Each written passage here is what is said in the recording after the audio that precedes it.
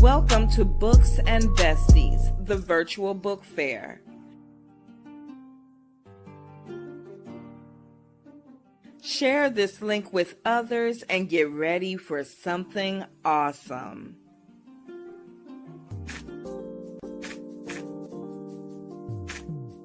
Books and Besties, the virtual book fair.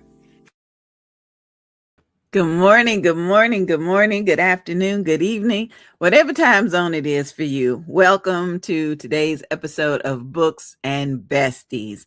I am your co-host, Dr. Angie B. I'm thrilled to be here with you today. We've got a beautiful lineup of guests. I can't wait to dive into who they are, what they're doing, and how we can support them. And so I want to tell you just a brief background of Books and Besties.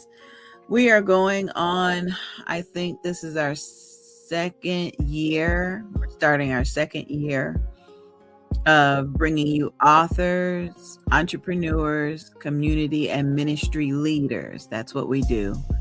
And we introduce them to you because maybe you're in a situation where you would not have been able to meet them, you know? So that's why we do this show.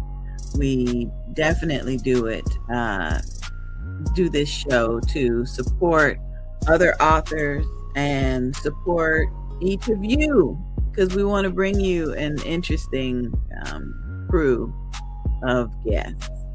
All right, before I go any further, I need to bring in my co-host, author Avalon S. Brown. She's also executive producer of this show. Every time you come on the show, you got a new title. Oh, with as much work as you do, finding the guests and getting them scheduled. Yeah. You're executive producer. Yeah. Good morning, dear. Good morning, everyone. Good morning. I want to give a shout out to your granddaughter for watching the show. Thank you so much. Yes. Thank you to all our family members that watch the show. It does make a difference. It is encouraging. Before I go any further, I need to bring in my co-host, author Avalon S. Brown. She's also executive producer of Avalon, how's the weather in New Jersey today? Well, today it's cold again. They fooled us with 2 hot days in the 70s, and then they just knocked us right back down to this cold, chill weather. Wow. I don't know what's going on with I don't know what's going on with the weather. They always said March is an unpredictable month, so that's probably what's going on with March. You never know what the weather gonna be.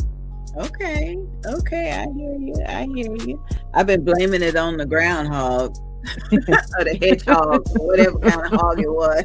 Yeah, that is amazing. Tell me about some of the authors that are coming today. How did you meet them? You remember? I met them through like their agents or their publicists. You know, when I put out invitations, you know, they answered and they sent their authors over to be on the show. So I have different ways. Sometimes I find them on Facebook, you know, I have different author groups that I look out and I send out invitation out, you know, and they answer and then, you know, I give them a confirmation, set them up for the show. That's why you're executive producer now. That's a whole lot of work. That's a whole lot of work. I am grateful. This show has grown beyond my expectations, and I give God the credit for sending you. So, it's a pleasure. Pleasure to work with you. Yes. All right, tell me about this new anthology you're working on. You're going to be teaching nurses in this one? No. What I'm looking for is nurse educators, you know, or preceptors, the one that train the new nurses that come in. And some are labeled as educators, some are preceptor. Like I was a trained preceptor. So I would train the new nurses that come on the unit. Your educators are the ones that set up the in services for the new nurses. They guide them. They give them, all the policies and the skills. They help them with the skills when they're new. So I'm looking for those educators, and I had 10 questions for them based on their expertise and their experience in bringing in the new nurses. Nice. So not just, and I don't want to say just a nurse, but a specific trainer. Right. Yes. That Okay. train the new nurses because, they have to go through orientation. So someone has to be there to guide them through the orientation. So this is the Oh. voices of the educators, what they think the nurses need, what they see when the new nurses come, what they can learn, how nursing is, what direction nursing is going in now. So it's the voices of the educators, those that's actually training these new nurses coming in. That's going to be an incredible project. Oh, that's Yeah. going to be so good. Yeah. Man. Congratulations already.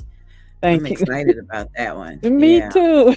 Yeah. Yeah. Because this is my first anthology where I have set up questions that they can base their chapter and answers on. Mhm, What mhm. how they feel about this as educators. And as an author, for our audience members that want to be an author, it sounds like what Avalon has done is given them an outline. The 10 questions are basically an outline for their writings. Yes. So if you want to be an author and you don't know where to start, give yourself some questions to answer, and that becomes your outline. And I tell Hmm. you, it's so much faster and easier to answer questions than it is to sit up and say, okay, what do I want to do for chapter 1? What do I want to do for chapter 5? It's easier if you follow the list of questions. So good job, Avalon. Good Yes. job. Thank you. Before we bring in our first guest, Mary Beal, she'll be joining us in just a minute. I want to show you a couple of projects that Avalon and I have worked on together. So this first one is Tunes, Guitar Journey, and Still I Care. So we'll play those and then we'll be ready when we come back to interview Mary Beal. A must-read for every music lover and aspiring dreamer. The ups and downs of Tunes' guitar journey. Follow the incredible journey of North Toombs Woodall in his new memoir. From the moment he picked up a guitar at age 11 to forming his own bands and performing alongside world-renowned musical legends, this book captures the soul, the struggle, and the ultimate triumph of a true artist. Order your copy today. Available on Amazon and Tunes.net. That's the number 2, Tunes.net. The ups and downs of Tunes' guitar journey. Order your copy today. Still, I Care. Nurses Rising After Bullying. Presented by visionary author Avalon S. Brown, RN, BSN. Still, I Care. Nurses Rising After Bullying is a powerful and restorative anthology that amplifies the voices of nurses who faced workplace bullying, yet chose resilience over silence. Within these pages, their stories uncover the unseen wounds behind the scrubs, where whispers, exclusion, and systematic mistreatment tried to dim the light of compassionate hearts. But these nurses did not surrender. From quiet tears in the break room to hard-won triumphs at the bedside, this collection celebrates the courage, purpose, and unwavering care that embody the true spirit of nursing. Whether you are a nurse, a healthcare leader, or someone who has ever felt overlooked, this book will encourage you to rise, advocate for others, and believe that healing is always within reach. Still, I Care. Nurses Rising After Bullying, presented by visionary author Avalon S. Brown. I am thrilled about that book. I really, really am. Still, I care. It made a big Yes. difference in my life. Uh, yeah, it made a big difference. Thank you for that one. Oh, you're welcome. And North Tunes Woodall, I tell you, he was a guest on the show and he played his guitar for us for a minute. Yes, he did. Hmm. He had that thing strapped on him like it was a piece of jewelry or something, you know? Yes, he loves his guitar. Yeah, it sure does. All right, tell us about Mary Beale, and we'll bring her in. Mary Beale, she's a respected leader with 56 years of experience in government and nonprofit resource management. Oh my Known God. for strategic planning, innovation, and strong leadership, she has consistently driven measurable growth and sustainable results for individuals and organizations alike. In recognition of her lifelong impact, she received the 2024 Presidential Lifetime Achievement Award, and This Is Your Life, honored for her local Chamber of Commerce. Deeply committed to her community, Mary serves the Cordell Housing Authority and the Chris County Community Collaborative. A passionate genealogist, she enjoys reconnecting families and organization reunions. She is the producer of our Global Family TV show, hosts Women in Ministry TV on Facebook Live, leads a weekly FMCL prayer call, and is an author of 4 books and a contributor to 4 anthologies. Amen. Yes. Y'all, please help me welcome Dr. I call her Dr. Go Mary ahead. Beale. Mm. Oh, Thank you, Dr. B. it is good to Can you meet hear you. me? It's good to meet you. Good to meet you. Yeah, it's good Oh to my. be here. It's good to be alive. Yes, Amen. yes, yes. You said 56 years in service. Yes, ma'am. Tell me how you can endure 56 years. I work with folks that don't want to last 6 months. How do you Keep holding on to God's unchanging hand. Yes, there you go. There That's you go. perfect. Yes, That is holding absolutely on to perfect. God's unchanging hand. Yes, Now, ma'am. we work with a couple of nonprofits. Can you tell me what your connection to nonprofit organizations would be?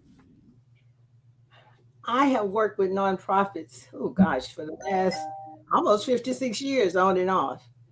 Uh, After leaving college, or while I was in college, as a matter of fact, I was an intern with a summer intern with the Peace Corps in Oh, Washington, D.C. And it was there that I was introduced to another nonprofit. And so it got in my blood at screen, I guess. And so I Mhm. continued to work part time with nonprofit. And then I had an opportunity to work full time when the anti poverty legislation went out in the 60s. I worked with an organization called Peace in upstate New York. And it was dealing with those communities that were poverty stricken and trying to, and as a matter of fact, that organization is still in existence. They're still wow. functioning.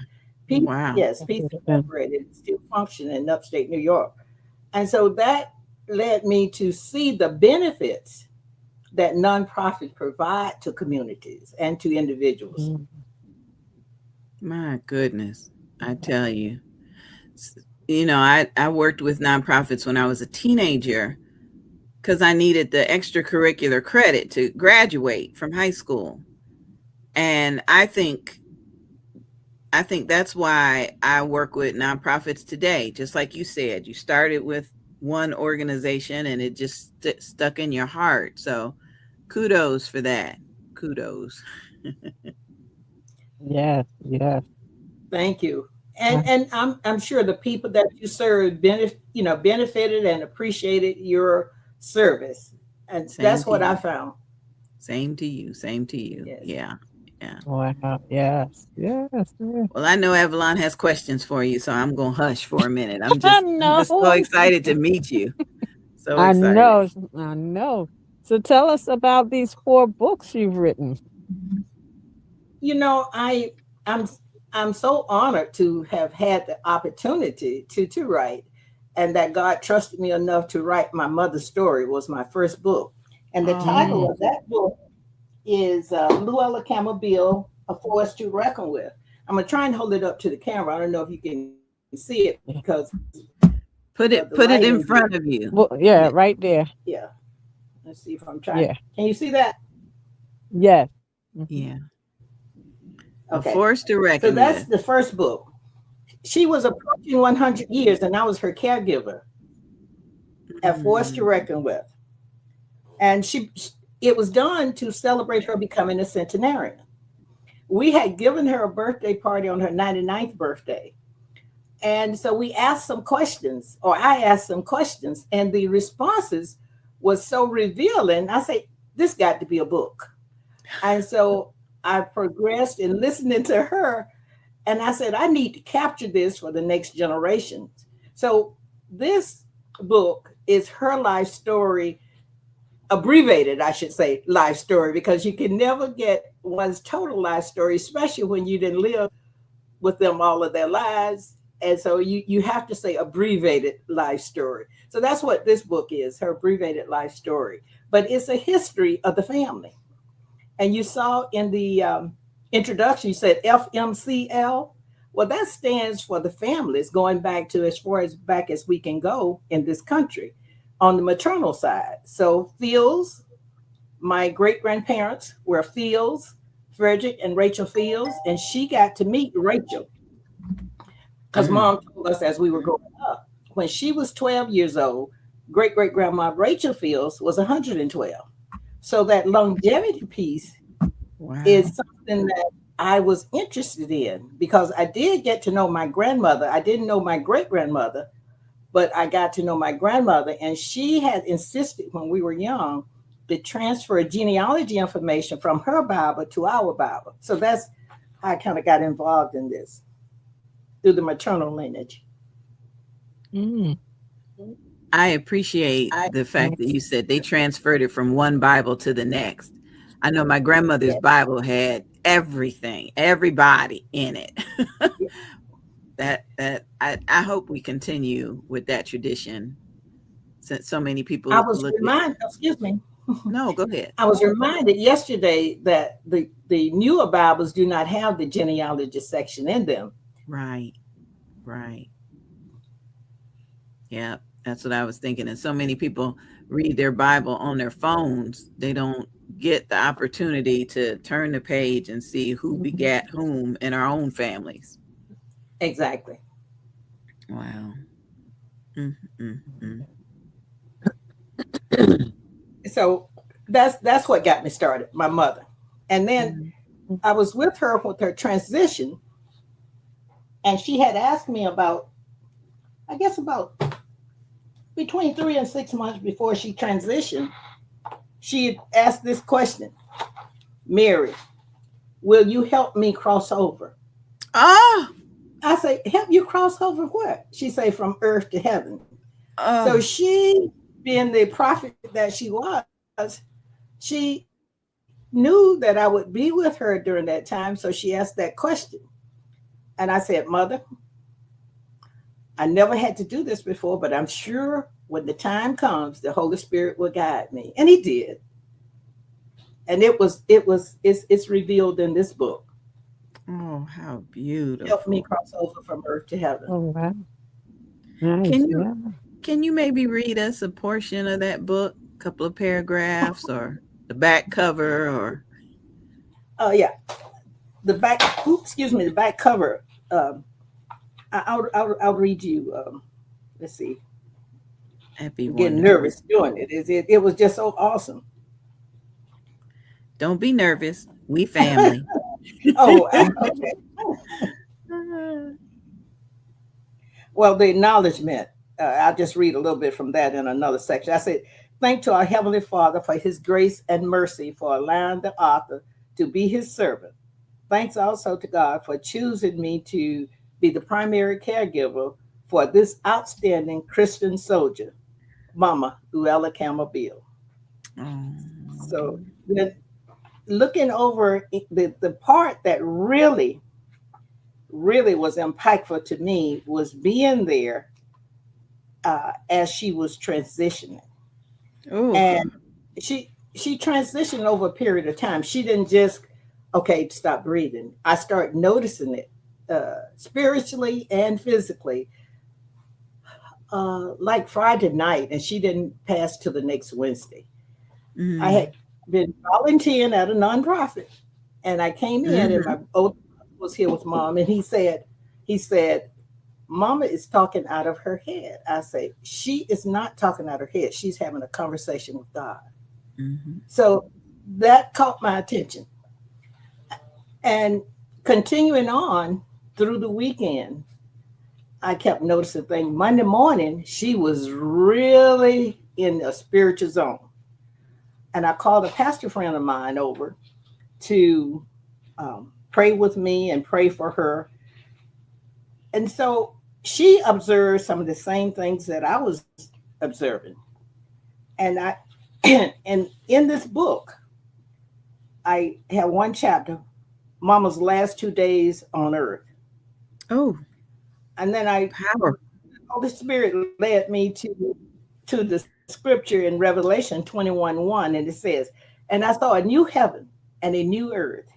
For the first heaven and the first earth was passed away, and there was no more sea.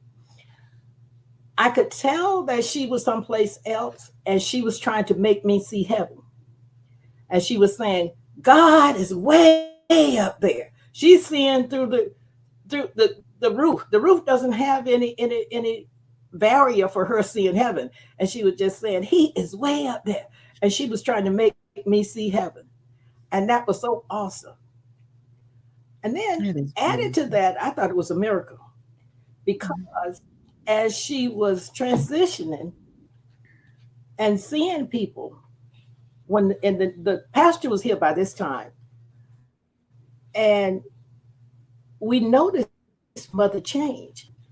She was like Mm-hmm. greeting people on her way to heaven. She was Oh, like, I'm happy to see you. And then one time she pulled back, and I said, oh, she's surprised that person ain't. So it was just that kind of expression. So it was just a. I wished I had videotaped it, but I couldn't. I was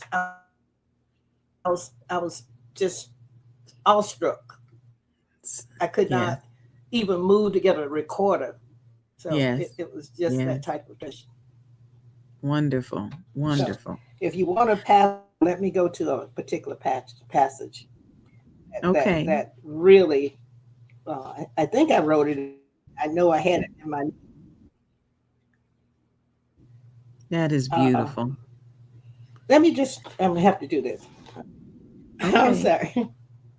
You're okay. It says, "Mom, I'm reading. I wrote it in a different person because it was like I was there as an observer. I was there as a reporter. So I wrote it Mhm. from that perspective. Mary recorded Mama's emphatic response. Give it away. Mama's next comment. I'm not going anywhere. Puzzled Mary. Later, its meaning was revealed.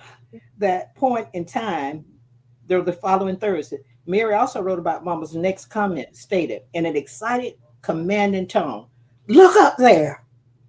Mama simultaneously pointed towards the ceiling of her bedroom. After Mama repeated the command, look up there, several times, Mary discerned that she had begun her spiritual ascent into heaven. Beautiful. Mhm. Beautiful. So,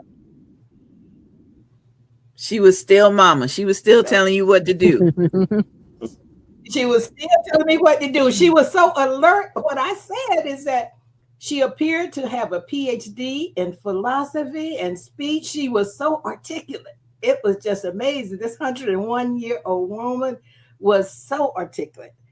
And if I could have captured it, oh man, it was just awesome. Thank you so much for sharing that. Thank you. Thank Yes. Yeah. you. Ooh. Wow. And so you've written more books, correct? Yes, ma'am. T- I tell me tell me about one of them. well, I wrote some. I wrote chapters in anthologies, so I participated in four anthologies. Uh, the first anthology I participated in is called. Let me see if you can see this. Achieving Results. Mm. Um, I was invited to participate in this anthology, and what I did is I titled it "Farm Girl Achieving Results." I was born on a farm, so and I just wrote about myself. I say I just read the very first couple of sentences. Say, whoever imagined that a South Georgia farm girl with nine sisters and brothers would one day work at the Pentagon, live and work in Africa, Europe, and Iraq, or experience international travel to 30 plus countries, including Spain and Russia, Italy and Brazil. So that's farm girl achieving results. Wow. Mm. That's Then I something. also Isn't invited it? to, to participate in a another anthology, and it's titled Unknown Battlefields. Mm. Mm, If soldiers, these are a group of soldiers that wrote these chapters in this book. I was maybe one or the only civilian, I can't remember who were asked, but I had spent 27 years working for the Department of Defense. I worked for the Navy. I started my career with the Navy and I progressed to Army and then to DOD, Department of Defense.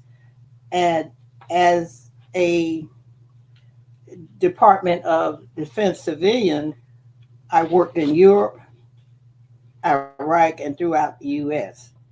And my title of the chapter that I wrote is The Other Side of War. It's the title I gave that chapter Mm. because that's what the Holy Spirit had given me some years ago, The Other Side of War.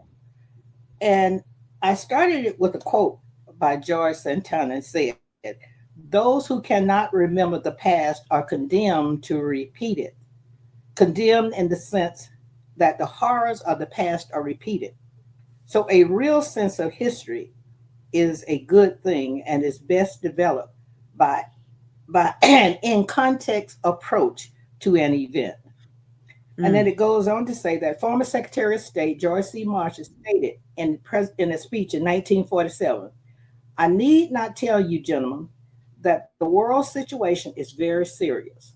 mm-hmm, That must be apparent to all intelligent people.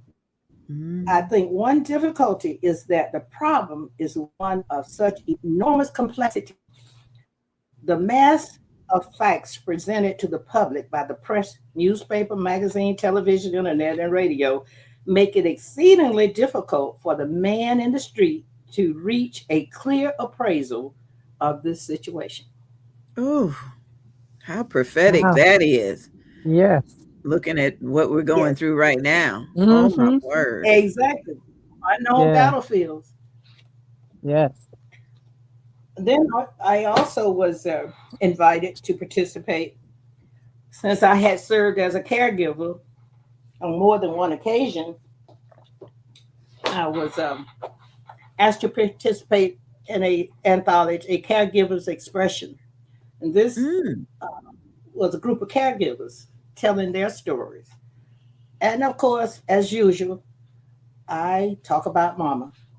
yeah. So I Yeah. talk about mama, and I also talk about one of my mother's friends because I became her caregiver. So uh, this is the story of a force to reckon with because I had two forces to reckon with, mama and her friend, Mother Lucille Shazer, who lived to be 109. And Wow. so I had several centenarians to learn from and to gain wisdom from. Wow. That's incredible. And And go ahead.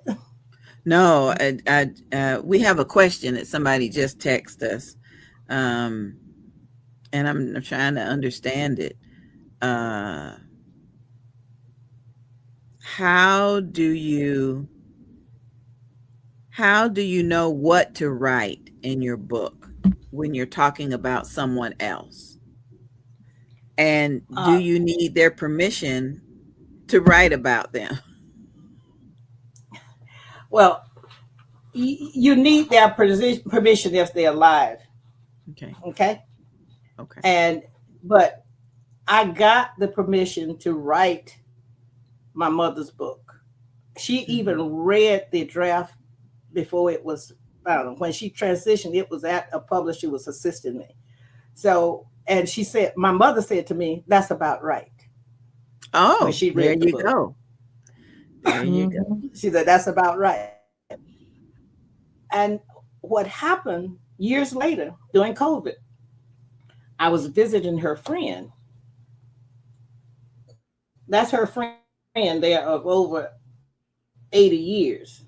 Oh, I was goodness. visiting her Wow. and I meant she was asking me questions.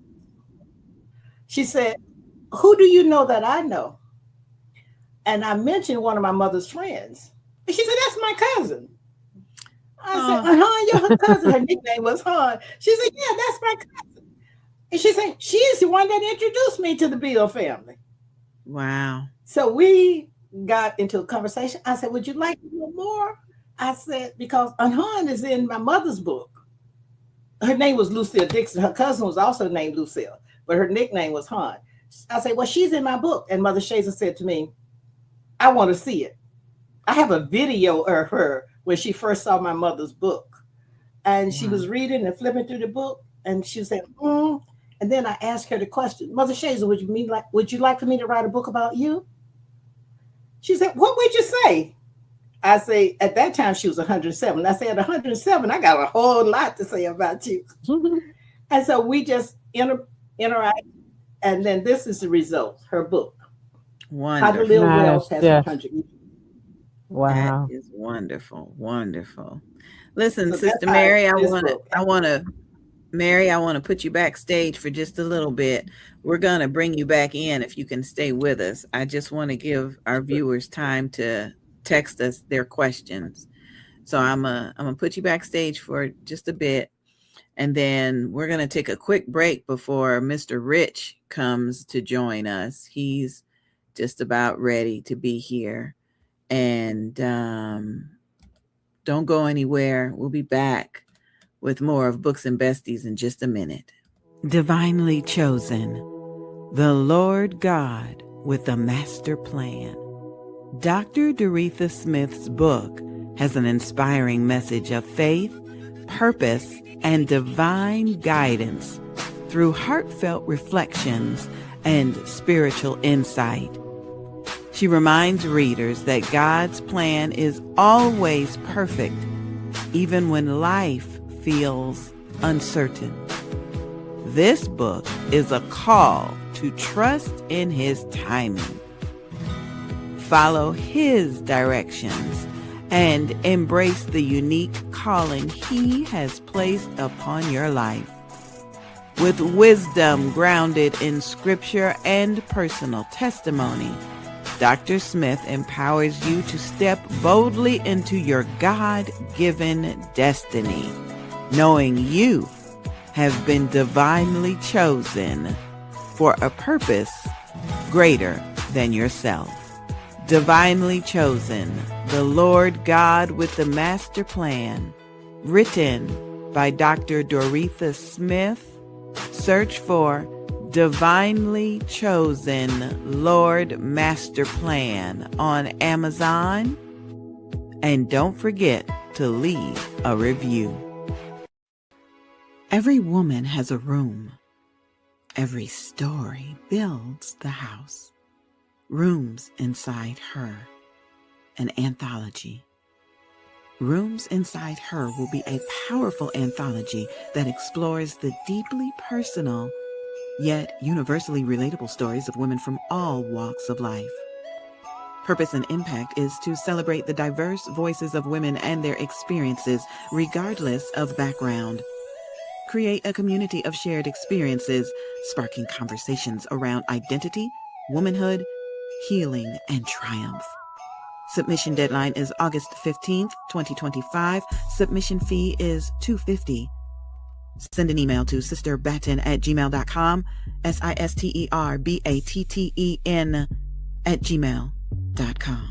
Rooms inside her.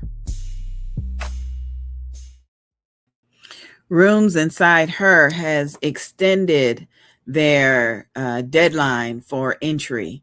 The stories that were coming in were just so powerful, and people were asking, did I miss the deadline? So they've extended the deadline. So don't be discouraged. You can still be a part of that anthology. And I just want to be sure I point that out. So, all right, Avalon's coming back in. And Avalon, can you tell us about Mr. Rich Feidelberg? I hope I pronounced his name correctly. Yeah, I was hoping I don't pronounce it wrong. So I'm just going to say his first name. He can let us know how to pronounce his last name. But Okay. Rich is a fantasy author, Oh. a poet, a playwright, map nerd, gamer, and a comic book lover. Oh. Yes, author of the fantasy series The Gamut Trilogy. He has written both fiction and nonfiction for many years. Prior to starting his novel writing, Rich wrote plays, poetry, bibliographical anecdotes, blog posts, and instrumental texts. Most recently, he began to chronicle the history of comic books. He's an avid map collector, and he believes all books benefit from a map. And is a web designer, a freelance technical consultant, and a technical writer. He grew up on a steady diet of comic books, science fiction, and fairy tales of all kinds, and has been weaving his own tales since elementary school. In high school, he started gaming and discovered his love of fantasy and map making. Wow. Yes. Everybody, let's welcome Mr. Rich to the show. Thank you. Hey. Hold on a second. Let me do this. There we go. Yes, there you go. There we go. The lighting in this room is a little weird sometimes.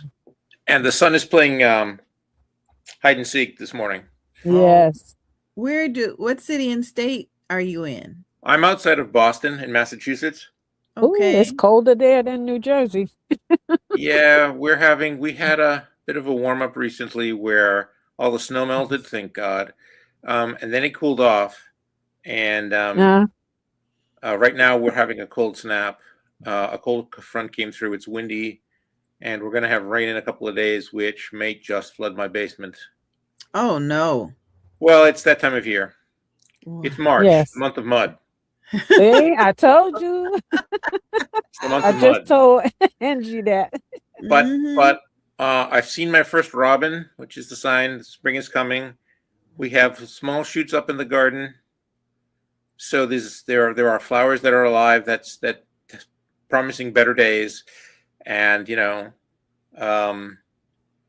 second half of March hopefully will be better than the first half, which is to say warmer, as we get to April. Good for you. We'll see. We'll see how it goes. Good for you. And by the way, you got my last name right. It's Feidelberg. Feidelberg. Oh, okay. You did. Okay. You did. Yeah. Thank you. Thank you. Well, before we start with your interview, can you tell me? I want to put your contact information on screen so people can have it. Do you have a website or an email you prefer?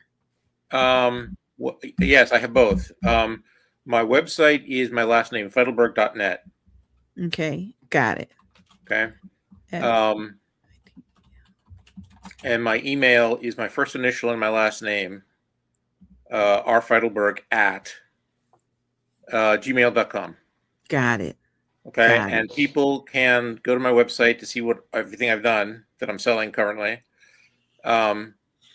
Or if they have questions for me, I'm more than happy to talk to readers about just about anything they want to talk about, and they can email me or text me through one of my social medias.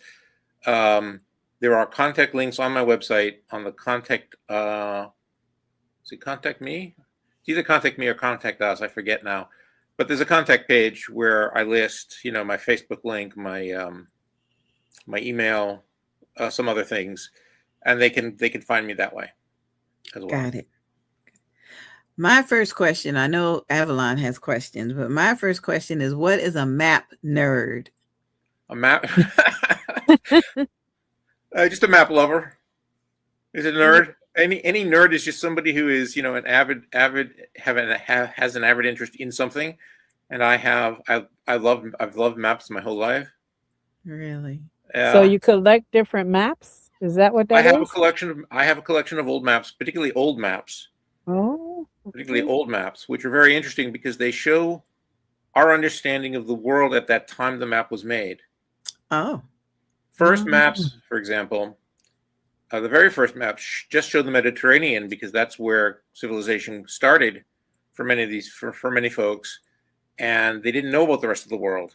And so you have North Africa and Southern Europe, and that's it. And it's a very different view than what you will get today. And when I saw that the first time I saw one of those maps, I'm going, wow. And it became clear to me that's reflective of our understanding of the world at that time. But if I read any story of any kind, many of them have maps that are I'm fascinated just to look through. If you pick up a book from The Wizard of Oz, for example, or the Oz series, you will find all kinds of things on the maps on those pages that you don't see in the first book, but you'll see. There were a series of 14, I think, he wrote ultimately. Wow. Yeah, they all come up. They come up later. They were all reissued. I forget, like in the 80s or something, which I picked them up at that time.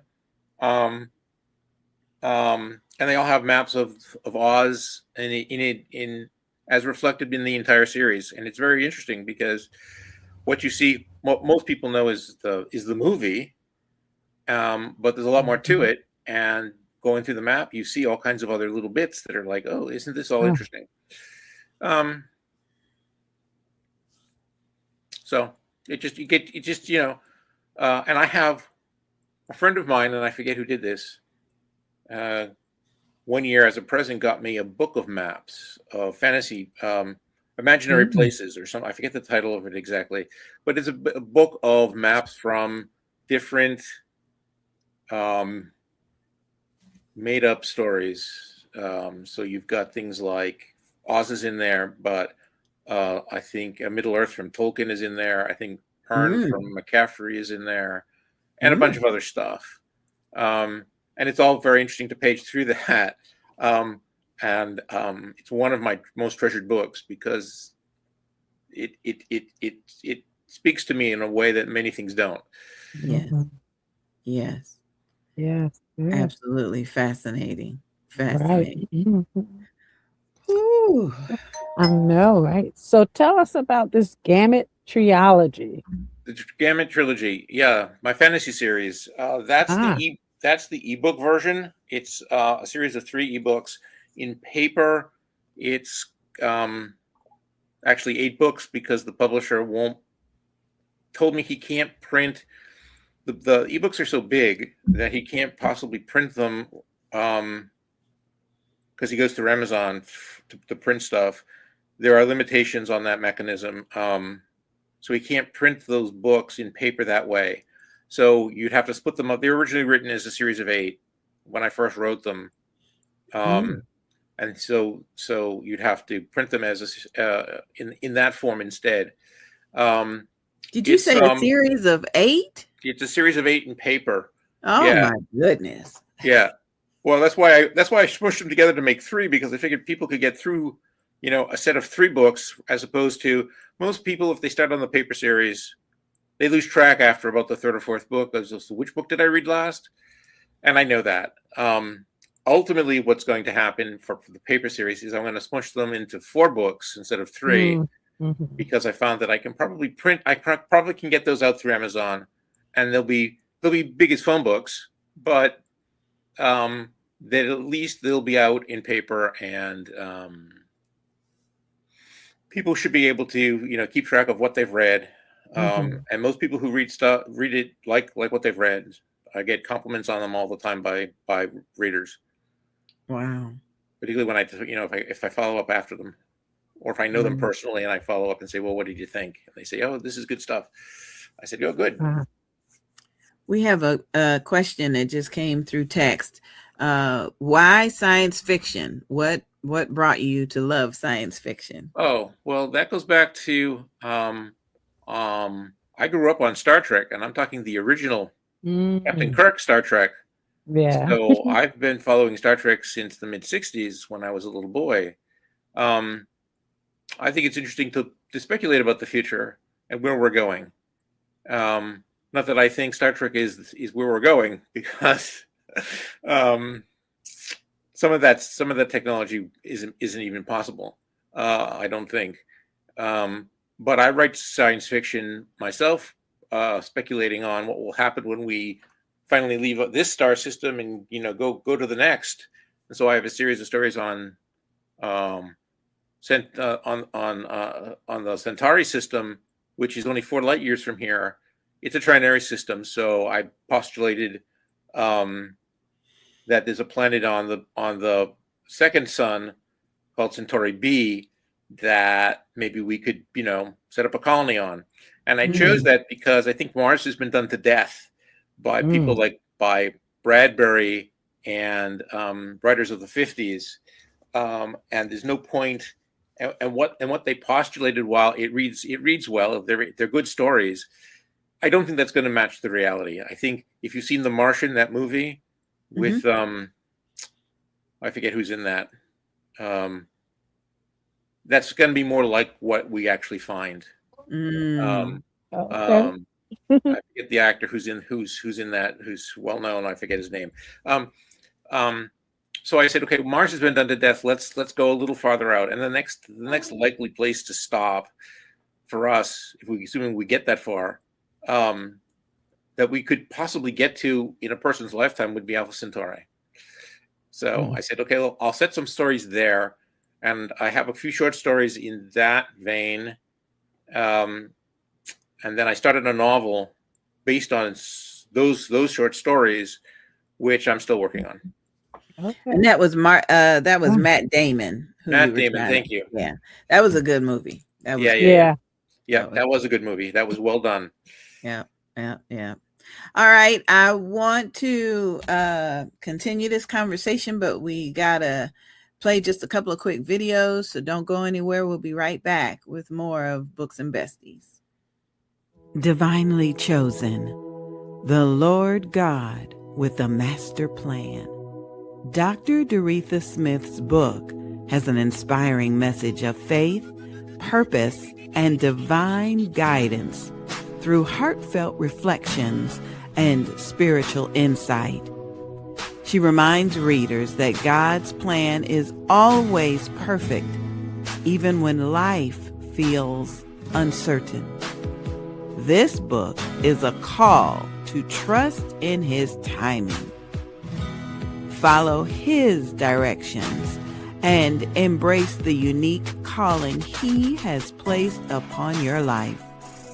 With wisdom grounded in scripture and personal testimony, Dr. Smith empowers you to step boldly into your God-given destiny, knowing you have been divinely chosen for a purpose greater than yourself.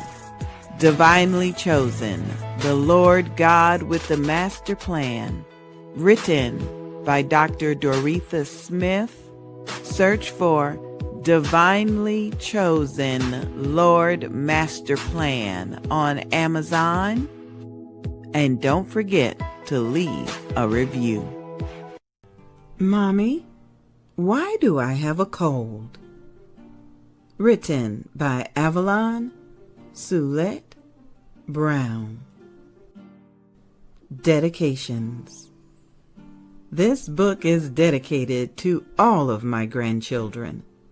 You are always coming to hug and kiss Nana, especially when you have runny noses, sneeze, or cough. Nana loves you. Let's work together to keep the germ population down. Mommy, where do colds come from? Why do I have one? Mommy, why do I have a cold? Written by Avalon Soulette Brown. Narrated by Sonia B., Sandra B., produced for audiobook by NGB Productions, and narrated by me, the Queen Bee, Angie. Wake up and turn your Saturday all the way up with Mornings with Angie B. Every Saturday from 8 to 10 a.m. Angie B is bringing you the hottest and newest Christian hip-hop music with a message, beats that bless, and vibes that lift your spirit. Whether you're getting ready for the day or cruising through the weekend, Angie B's got your soundtrack, faith, fire, and flavor. Don't miss Mornings with the Queen Angie B every Saturday, 8 to 10 a.m. on City Worship Radio. Shout out to City Worship Radio. I had a great show this morning. It was so much fun.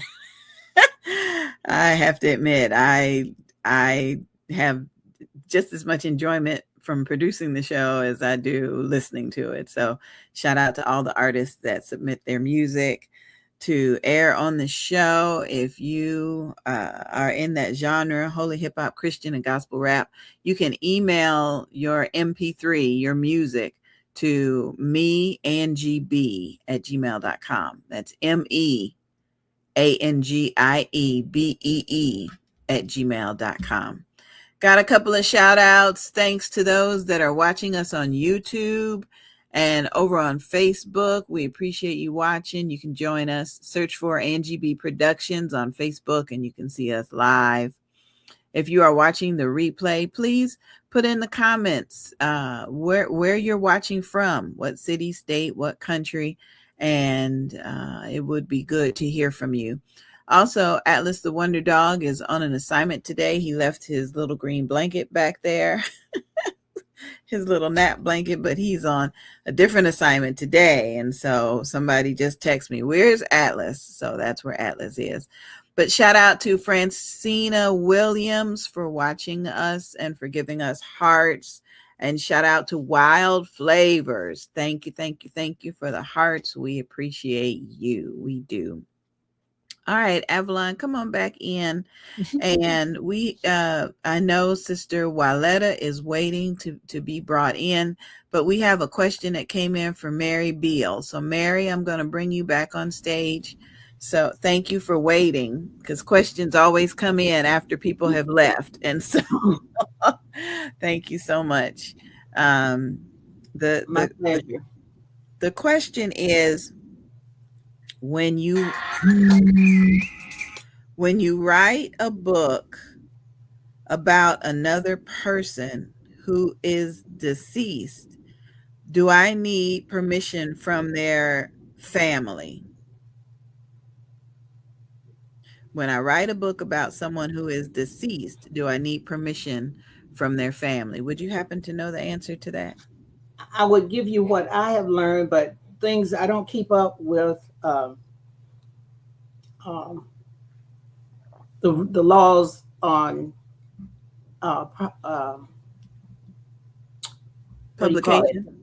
publication in terms of the rights of ancestors, or right of descendants, because you're talking about the person, and that person cannot give it to you because they're dead. But if you are writing something, I would encourage a person to get with the family. I have a situation coming up where a person asks me to write about their life, and I have gone to the family, but I have to go and get it in writing Yes. because I will do that because I respect the family. I know the family, but Yeah. the person themselves cannot give you that. So you're kind of safe, but I would still respect the family if I know them. Thank you. Thank you so much. All right, we're going to bring Mr. Rich back in here. And Sister Mary, if you have any questions for Mr. Rich, now's your time to ask. No. Hey, Mr. Rich. Yes, I do have a question for Mr. Rick Fighterberg because I like maps too. I don't collect them, but I love to travel. And when I first Cool. started driving, I had tons of road maps. Mm-hmm. So, and with GPS, maps are becoming, especially for road travel, is almost becoming obsolete. What do you think of that? Yeah. I used to keep a book of maps in my car, which I stopped doing that after we got GPS because I don't need them anymore. It's rather sad. On the other hand, um, printed maps are dated. Are only good, until they decide to change the roads or add stuff. And GPS is more or less up to date all the time, so that's a plus. Um, the book of maps I have, um, I specifically got for this area, the Boston area, to make sure that the edges of the maps tell me where to go, which map to go to when I get off the edge of the map that I'm looking at, um, so that I don't get lost. But it really requires, um, it's a two-person job because I can't use them book of maps while driving. That's not Right. safe. Right. Whereas GPS, I can glance down or glance over to the console if it's built into my car briefly to make sure that I've taken the right turn, Mhm. and then keep going. So it's a lot safer. So I think it's better to have GPS. It's unfortunate that those kinds of maps are obsolete. I have a lot of also old maps that used to that I really associate with my father. That the kind that you fold up and stick in the glove box. I have a lot of those that aren't there anymore because I don't need them there anymore. I have Yeah. GPS on my phone. That's it. Yeah. Yeah. I have to admit, I don't know my north, south, east, or west. But when I had a map, at least it could it could Well, tell me if I turn this way, I'm going south. If I turn this way, but without a map, I'm just north is up and south yeah. is down. Well, I can get lost in a paper bag. Yeah. And I say that because I once flew into, I think it was LAX. It was late at night. I didn't know the area, and it was dark. And I found myself going down the wrong way down a one-way street, Oh, Wow. honey. which I only discovered after I saw the one-way. I passed the one-way sign, and I saw the headlights of an oncoming car coming towards me. And I'm in a rental, mind you, because I've flown in, and I have to get to my hotel. I was there for a job interview. This was years ago, back in college. And that's all I'm trying to do is I'm just trying to get to, and I clearly took a wrong turn. So I sympathize if my sense of direction is poor. Thank you for that. I don't feel alone. Right, Yeah, me either. no. Do you have copies of your book that you can show us? Not with me here. Okay. No, nothing current. I don't believe. Let me just take a quick look. See at my bookcase under my desk here. No, but possibly next time you go to commercial, I can go downstairs and grab a couple copies of stuff. Okay, that sounds good. Sounds Okay. good. I have one question. I see that you are doing a chronicle of comic books.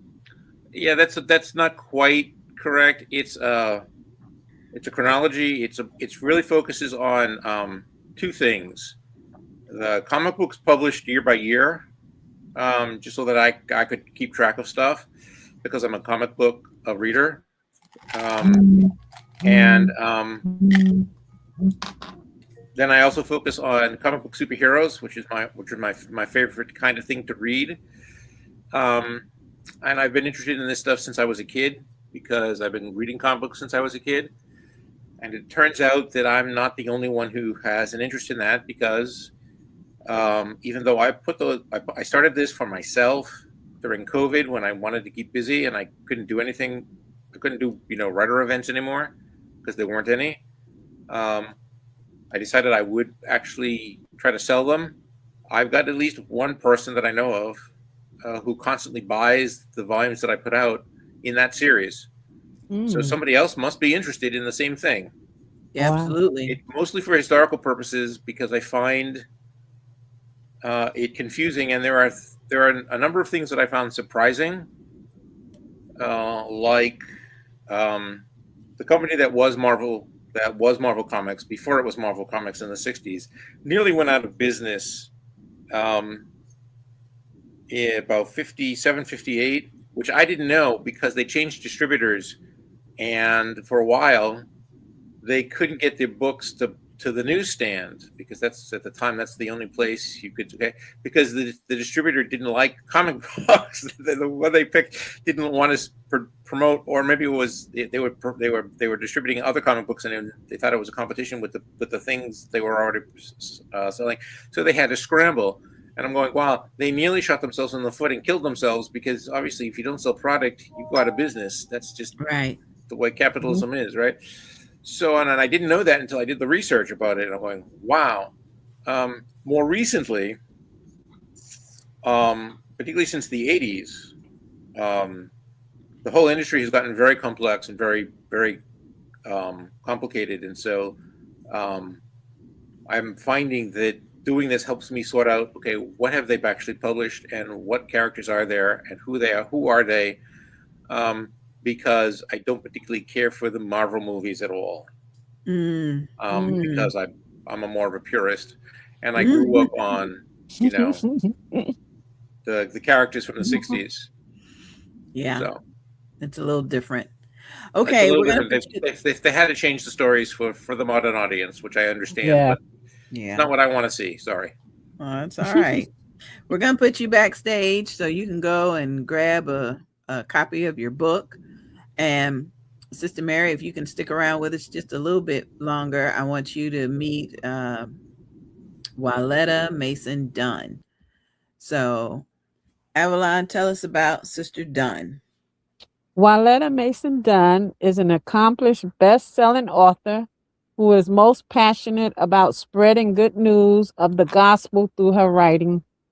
Her debut in God-fearing Christian, Wyletta uses her mastery and art of writing to give testimony to God's love for us. She has written and published 9 novels, with many more in the works. Welcome to the show, Sister Dunn. Welcome, welcome, welcome. You're on mute. Yeah. Let's see if I can help you get off mute. Yeah, there you go. There you go. Welcome to the show, dear. I can't hear you. Oh, we hear you. I can't hear you.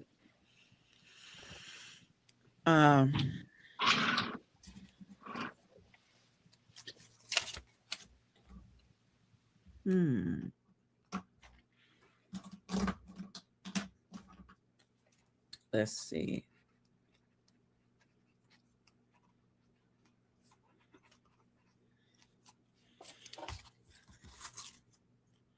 Is that backwards?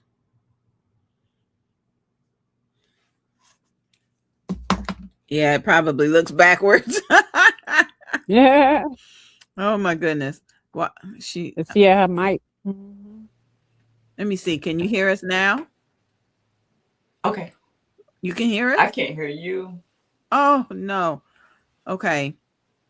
Go out of this. Well, it's not going to do me any good to tell her to go out and come back in. Because she can't hear us. Yeah, it's probably her mic. Let me see. Can you hear us now?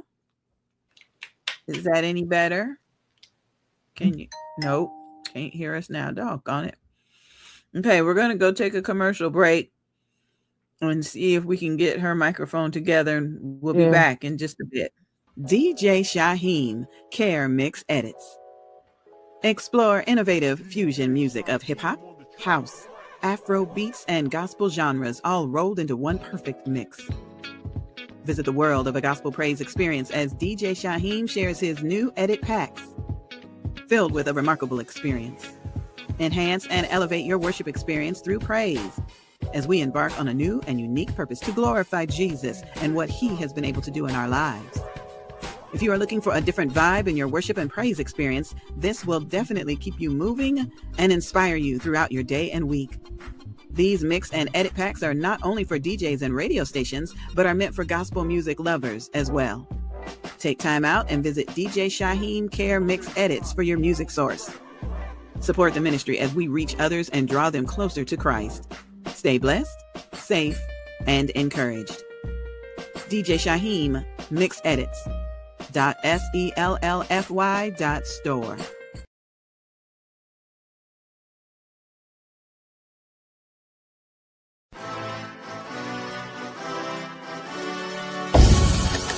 Hey, what's good, man? It's your boy T Horn. I'm that new breed. And see what I am? It's something the world has never seen, and something the fake Christian can only dream. I'm that new breed. Yeah. It's just y'all something new, not a stereotype. I'm that new breed. I'm rebuilt, remade, not fake. I'm that not new fake. breed. New breed. New breed. New breed. New breed. New breed. I'm that new breed. New breed. New breed. New breed. New breed. New breed. Descended from that old seed. New breed. New breed. New breed. New breed. I'm that new breed. New breed. New breed. New breed. New breed. I'm on that true seed. I wanna be. I'm really excited to introduce you to the YEP program, YEAP, Youth Entrepreneur Author Program. We are now enrolling for our summer virtual course. All of our courses regarding YEP are virtual, where we encourage the children and the teens, we encourage them to become authors in an anthology. Say that 3 times fast. In an anthology. And so we were honored to work with some elementary school students recently, and now they are published authors. And we're looking for new students. So if you know someone that's 18 and under that you believe would benefit from becoming an author and an entrepreneur, then please get in touch with us. We'd love to work with them. We also teach you how to become an entrepreneur based on being an author. You know, you buy your books at wholesale, you sell them at retail, you don't go shopping until you replace that inventory. And so that's part of the YEP program. All right, Mr. Rich, we're going to bring you back in so you can show us copies of your book. And then Avalon, we're bringing you in. Mary, we'll be bringing you in a minute. And so is Sister Waletta. There you go. Well, let's see your book before we get. I grabbed a bunch because I have a lot. Oh. I've grabbed a bunch. So this is, let's see, we'll have to hold it up like this so I can't see the screen. Back up just a little bit. Back up some. Yeah. There we go. Bless the lady. This is my this is a novel I released last year, along with this fantasy novel, which is also part romance. A sequel to this is now being written. Oh. Okay. Because I really enjoyed writing this book. Then I realized there's more here. Then I have a bunch of smaller books. Most of these are short stories. For example, let me see. This is my science fiction collection. Space and speculation. Okay. Yep. This is my fantasy collection. Oh, Magic and Melee. Yeah, Melee. Yep. I have a collection. I have a novella on superheroes. This is the first book. Oh, wow. There's a sequel to this, which I just finished the first draft of, which will be coming out later this year, hopefully. This is that's set just before the Second World War. I have a bunch of suspense and thriller stuff here. Wow. That partially Halloween themed. This one has been translated into Brazilian Portuguese because somebody contacted me to do that for free, and I said, sure, anything for free. Yes. This is a sampler of a variety of things, many of them fables, but not all of them. Nice. There's at least one science fiction story in there. That's popular. I have a bunch of what I call strange stories here, which is my version of horror, which is not really scary horror, but it's just more bizarre Twilight Zone kind of stuff. I don't know about that. Twilight Zone scared me as a child. It was no. Twilight Zone. The Outer Limits used to scare me as a child, not the Twilight Zone. Yeah. And then lastly, my last collection of short stories. This one is more of a sampler where it's many tales retold. That's why it's called double. It's a double dose. You get this. It's the second time around. I've retold Red Riding Hood story, which I did for a writing group online that I'm a part of, and then they changed their direction, and I didn't need it for them. And I've retold a few other stories that I've read, and then I threw in a few other things that I wrote that never saw the light of day. So that's just a sampling. The fantasy novels that we were talking about, there's just too many of those to lug up, so I didn't grab those. I do also have, since we talked about it, over here. Okay, this is the comic book series. Series. That's the first volume. It's up to eight books I think have been released, and the 9th one I just finished, which I'll release probably later this year. Wonderful.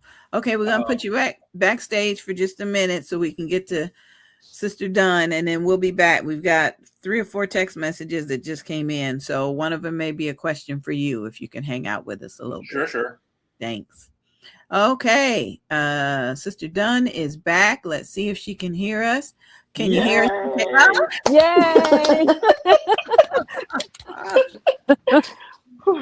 Oh, that's good. Sometimes going out and coming back in makes all the difference in the world. That's exactly what I had to do. Yes.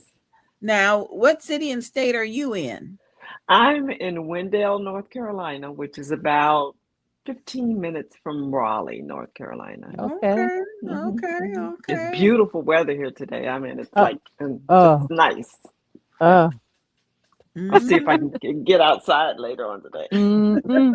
Yes. So, well, let me just thank you guys for the invitation, the offer to be here. I appreciate it. It's afternoon. Good afternoon, Avalon and the Queen Bee. I appreciate it. Of course. Thank you for accepting it. Yes. Tell us something about you that was not included in your bio that Avalon read. Okay. Well, I'm an avid reader. I'm pretty sure that was in there, but I've been writing since forever. I grew up in a home full of writers, and I grew up in a home of ministers and writers and singers. I'm not a preacher. I'm not a singer, but I can write. And I consider that my ministry. So yes, a lot of people don't know that. I did try one time as a child. I wanted to sing so bad. I wanted that to be my gift. And so I don't know what made me raise my hand to lead a song, but that was the wrong thing to do. And we still talk about that now. So I would never do that again. That is adorable. Yeah. So tell us about what you've written about. Okay. My latest book is The Promise of Us. There you go. It's the third in a series, or romance series, and excuse me, romance series. I found, well, when I began writing, I wasn't writing romance. I actually wrote a book that was a tribute to my sister, My oldest sister and I were born on the same day, 20 years apart. Oh. Wow. hmm when I was 18 months old, my mother passed away. And when I was 9 years old, my father passed away. Mm, My sister took me in and raised me like I was her daughter. And Oh. so okay. my first book was titled More Than Sisters, and it was a Oh, tribute to her and her husband and how they sacrificed everything to make sure that I was taken care of. And I was listening to Mary Beale. I think she mentioned something about meeting someone who had I think she said about her mother, where I wrote the story about my sister and I gave it to her before I published it. I said, this is our story. And I can't tell my story without telling yours. And so I won't publish it if you don't want me to. And Oh. she read it and she agreed that I could publish it.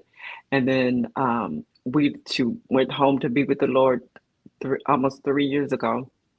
Mm. And it's a blessing because she was able to read the story and she knew it was mhm. my tribute to her. And she was also able to go to one of the book events that I did. Oh. So that was, I'm grateful for that. I'm so grateful.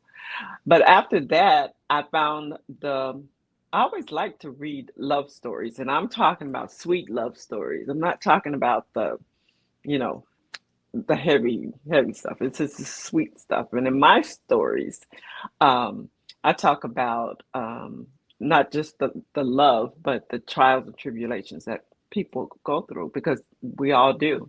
And so The Promise of Us is the third in the series of books. It's about a couple, Liam and Lorraine. And in this book, they're headed to the wedding. It's a Christmas wedding, and it's like weeks before the wedding, and everything seems perfect. The flowers are picked, the cake is ordered, and their future feels certain. But life has a way of testing even the strongest promises, Mhm. and so Wow. they have to worry about that. The wedding approaches, and there's family tension, and there's a major career opportunity for Lorraine, and they have to rethink what forever means to them. Oh, that sounds like a good book. Oh yeah. Yes. Yeah, Wow. Liam is wrestling with painful questions that's connected to his birth father, and the story just becomes about the two of them learning what love is and what it means, and Mhm. navigating together through difficult situations. Mhm. Mhm. Now listen, before Avalon asks her next question, how do you want people to contact you? Do you have a website or an email you want I me to put do. on screen? Okay, I'm I ready. do. All right. My website is it's wmasondunn.com.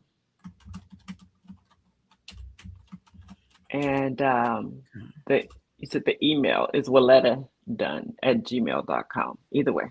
There you Okay, go. Thank you. got you up there. Okay, Avalon.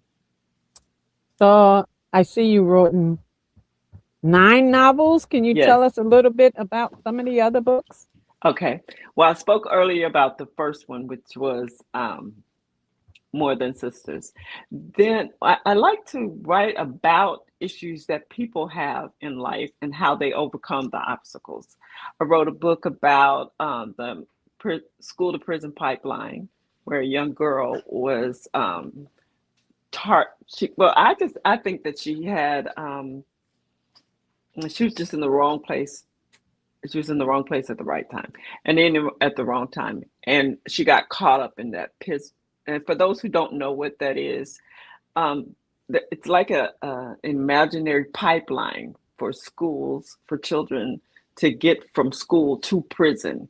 And yes, it's a terrible thing. If you look at the statistics, you'll see that the majority of the kids are minority, or they have some kind of issue, sometimes mental issues, and those kids are just tossed aside in the school system, or um, let's say, for instance, in my story, she was caught with what was labeled a weapon. What she Mm. actually had was a fingernail file that she accidentally brought to school. Mm. But it didn't matter how what the circumstances were. She had the weapon. It was zero tolerance, and Wow. the circumstances were that she was automatically sent to detention. And so Oh that Lord. I know, because yeah, I know, and that Mm. happens so often. Once I started to do the research on the story, I was really surprised at how often something like that happens. I don't, I don't know the answer because I know that we have to have consequences for things, and that it's a serious thing. I just don't know what the answer is. My book is about one girl's story who was set up to go into college and have a wonderful lifetime with choices. And because she made one small mistake, and it was an accident that she brought it, Mm. she was sent to the detention center. And then the trajectory of her life changed. So I like to write stories about that. I wrote another, that one's called The Pipeline to Prison. And then Wow. I wrote another story about women in the workplace and the issues that we have, not only sexual harassment, but female issues that we have. I mean, a lot of times we have to call out because of pain of endometriosis and things like that. So we talk about that in that story, and it's about these three women, and then one of them is caught up in a sexual triangle there, Oh and how Lord. they get through it, and so, Wow. and then finally I found romance, and Wow. then started writing about romance, and so that's where I am now. I think I'm hooked. On the Yes, romance. yes. Good for you. Good for Mm. you. You can really I crank out some Yeah, books once you get hooked I to the Yes, know. genre. yes, Yeah. yes. The Different stories thoughts just and keep stuff. coming. Mm-hmm. Hmm. Mm-hmm. I'm Yeah. going to bring author Mary Beal back on stage Okay. so you guys can meet each other. Uh, Hi. Mary, you're on mute. I think there Yes. you go. Yes. Hello. Hi. Hello, Hi. Wallet. I was Hi. admiring you writing. You have a Thank you. variety, and I like that. Thank you. Thank you so much. I've actually met you once and in Houston 2 years ago at an event. And I didn't, come up and introduce myself, but I saw you there. So, Oh, yes. yeah. Several years ago, I was in Houston. Yes. Yes. Hmm. Oh, wow. Oh, look at God bringing y'all back together again. Yes. That is good. That is good. Now, my next question for you, Warletta, is um, how how do you know when a series is finished? And that's the same question for Rich. Once you answer, how when you're writing a series, how do you know when you're done? You've done 3 or 4. How can you tell? I, I can't hear you. Oh, can you hear me, Avalon? Yeah. Waletta, can you hear Avalon? I, I'm sorry. Should I go out and Yeah. come back in? Yeah, that'd be good. That'd be good. Okay, we having technical difficulties today, but that's all right. We're not gonna That's let it get okay. us down. Rich, let me bring you in again so we can ask, how do you know when a series is finished? Depends on the series. For my Okay. fantasy series, I knew it was a series of 8 up front. For the things that I'm currently doing, let me think. I have a series of well, for the fantasy romance series that I'm currently doing. Once I realized that was going to be a series, because I didn't start it thinking that it was going to be a series, I said, "Oh, it's." Once I figured out what the theme, the common thread was, I said that's going to be a series of 12, probably. Mhm. And then let's see, what else do I have? For the superhero stories, I don't know how many books I'm going to write. Each, Mhm. that could probably rattle on indefinitely, because that's the nature of superhero stuff. Although I'm sure I'll hit a stopping point at some point. Yeah. So it really will Art depend. It really depends will on the depend on series. the series. I find Yeah, I that's think true of other so. Yeah. things. If you read a mystery, um, some mysteries, usually they're thematic, and there's only so many. I mean, there's a lot of them. There's a lot of them, but eventually, the detective dies, and that's the end of this. That's the end of them. Uh, so Okay, I got you. Yeah, I think that too with the series because I'm doing a nursing series. hmm So I know I'm going to end up with 7 books because my series is based on guides and the roles that I have held in nursing. Yep, yep. Um, yeah, and I just also, as I just thought about that, I have a series of writer guides that I just started putting out. There's only going to be about 3 of those because um, there are just some kinds of guides I don't really want to try to create because the market's full of that kind of stuff. So I focused on world building, for example, which is something that I have to do as a fantasy writer, or character creation, which every writer needs. And just this morning, I was working on my general advice for people getting started, things that I didn't know that I've learned since I started doing this, and I've been doing this now for 15 years or so, Hmm. in earnest, with my first fantasy novel, that I didn't know that I've learned, that I think that I see other people asking, let's say like in my writers group or when I do an event, people ask me these questions that I thought I would just collect and put together and say, look, here's some information that you might like to know up front because everyone thinks, oh, I'm going to write a novel, it's going to be great. And they never think about the fact that it's a business and that you have to think about, costs Right, and how you're going to right. sell stuff and how you're going to get out to readers and all that other You're stuff. right. You're right. And you really need to do that. I might not have gone this way if I had known some of the things I know now. But Okay. I love writing, so Mhm. I'm sort of stuck. Mm. And that's part of the reason why we have the YEP program for students, Yeah, Youth that Entrepreneur Author Program. that We sounds like try a to really good deal for young people. Yeah, we Mhm. try to Yes. get there's even one session where we have authors like you that record, a That'd be statement that awesome. we can provide, and That's that one of my helps. big things is that I like to I'm trying to give back and mentor now because I'm more or less at that stage of my life, and so there are young people who this is through the website of LinkedIn, which is a job site for people who don't know. They there are students who are posting questions there through some mechanism that they have, and I signed up to answer those questions when they're about things that I know about.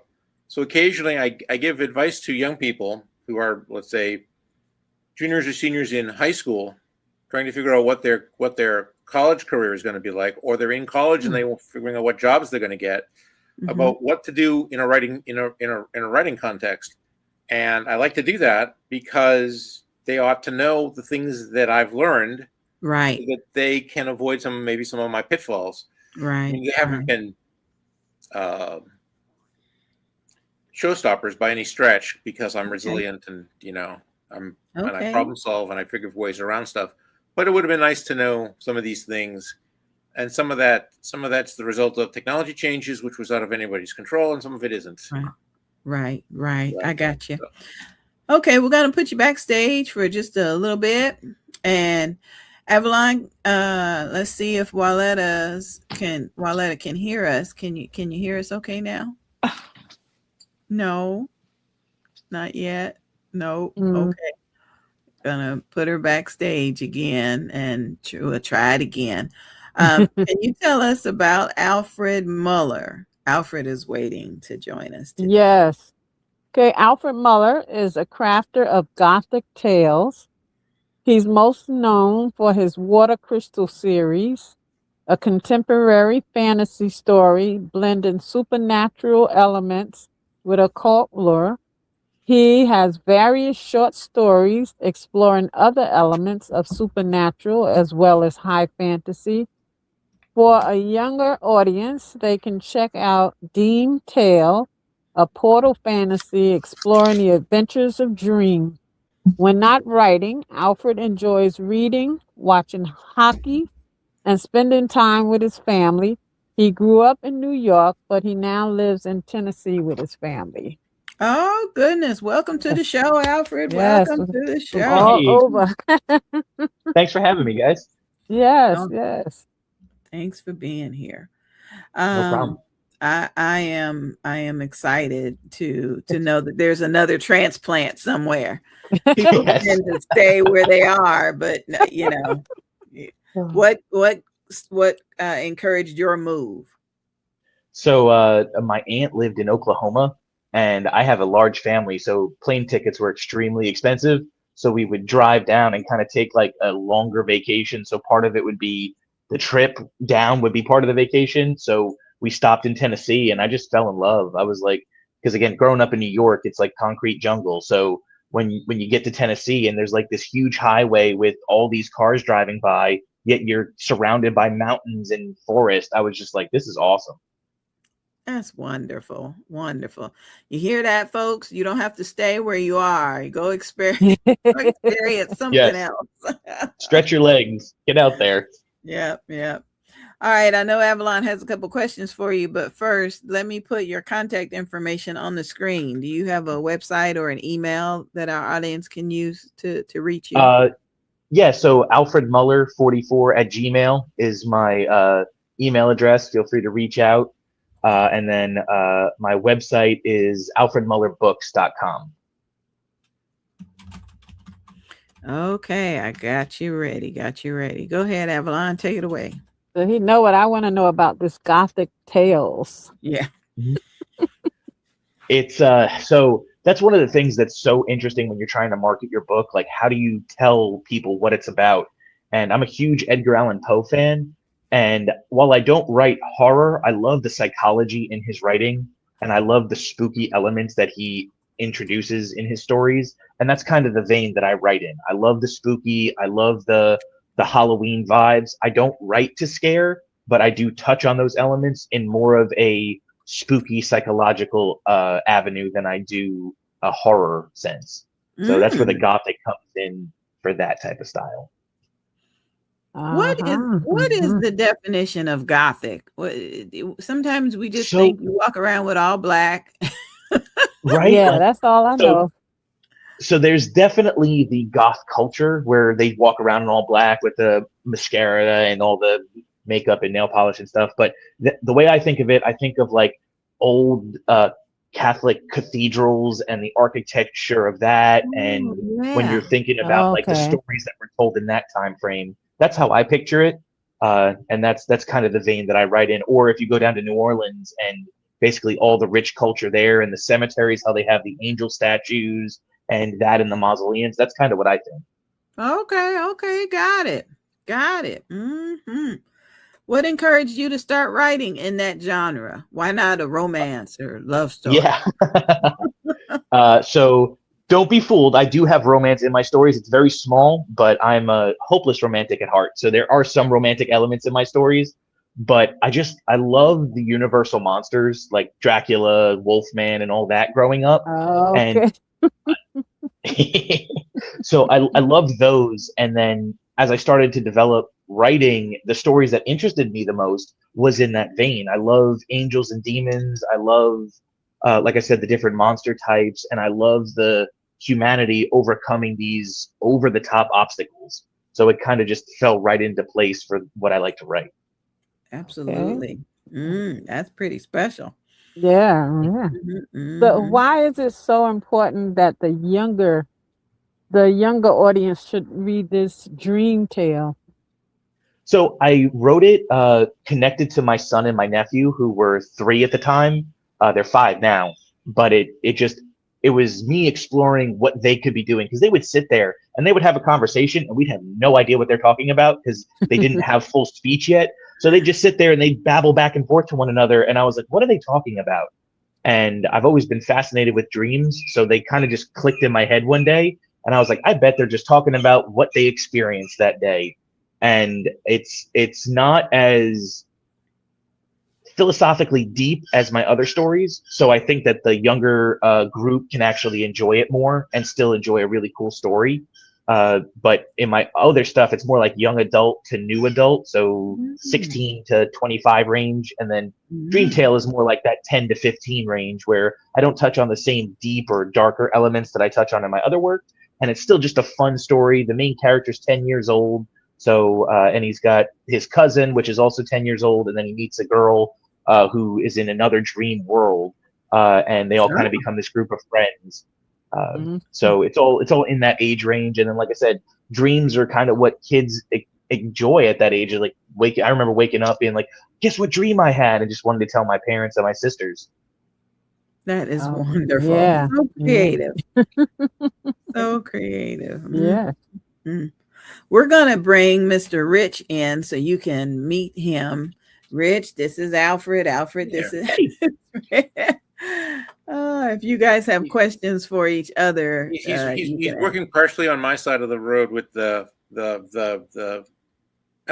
Edgar Allan Poe stuff. Is I read some of those stories. I have some of the short stories I was showing earlier. Some of those collections are in that vein. The Halloween themed stuff, the Twilight Zone kind of stuff. Yeah. So, because I don't like to scare either. I don't like to be scared. Yeah, that's not my cup But a of tea. thriller or a suspense is kind of cool. Yes. And I don't really read much horror either, so I really don't know. Like, it fascinates me how someone can put stuff on a page that then scares somebody reading the book. Like in movies, you get the jump scare, but I can't connect that in a book. So that's a way more talented individual than I am. Yeah, I used to belong to horror writers of New England, New England horror writers. Oh, wow. Back about 10 years ago, mostly because I was just starting out and I needed to make connections, and they were willing to, accept me. And I did a bunch of events with them because I could get it was cost effective to do it that way. But it became clear as the years went by that they were huge Stephen King fans, which is in the horror sense, in the true horror sense, the scary sense. And I was not in that sense. And I tried to write for their anthologies and could never do it because they were looking for something that was really scary. And I just don't do that. And eventually I decided it's time to part ways, just because I don't belong here. It was clear I don't belong there. Yeah. Gotcha. Yeah, I'm with you. Yeah. You got to know what you're good at and what you enjoy to be a successful writer, I believe. All right, we're gonna bring Mary back in. I think Mary may have a question. Hi, Mary. Hi, I did have a question for Rick. He was saying that he was a mentor, and I just wanted to share with him a mentor. It's not totally a mentor program, but it's a program that I have founded, and I would like to give you that website if you would check it out for me. Okay. Rick, can you hear me? I think we lost some audio there somewhere. Yeah, I think Mary, try to give the website again. You broke up a little bit. Oh, the website is flipga.org.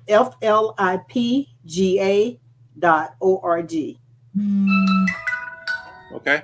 All right.